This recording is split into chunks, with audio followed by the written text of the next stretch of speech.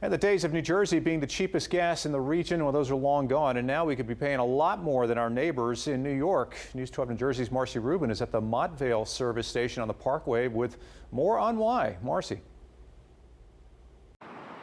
Yeah, Kurt, now called the James Gandolfini service area. Gas here is going for $4.86 a gallon of regular, above the current state average, which is $4.75 a gallon of regular. But this is cheaper than we found at a gas station just over the border in New York State, less than 2 miles from where we are right now.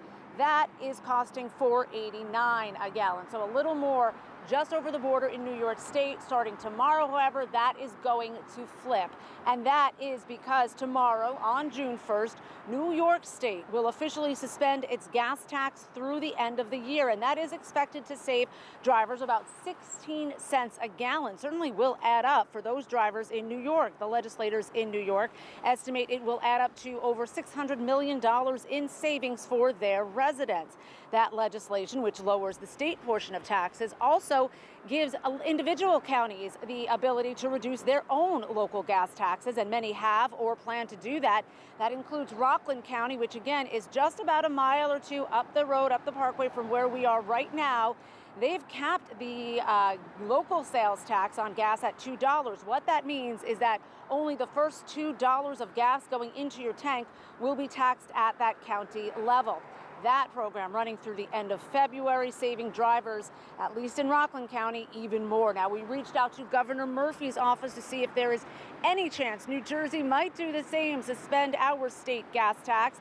The governor's office points to a proposed budget that does prioritize affordability for residents in other ways, including property tax relief programs and increased funding to schools. But, quote, while the state is currently reviewing options to provide relief for residents facing rising inflation, the governor continues to support federal action to temporarily waive the gas tax. So the governor for now looking for that to happen on a federal level versus a state level. Will drivers make that reverse commute into New York State? Again, in some parts of our state, just a mile or two from the New York border. Will they make that reverse commute to get slightly cheaper gas? Well, so far it seems to depend on how far you have to go for that New York State rate, and also, well, how far you drive regularly. And we'll have more on that, more from drivers here in New Jersey and New York State coming up in our later shows. But for now, that's the latest here in Montvale. Marcy Rubin, News 12, New Jersey.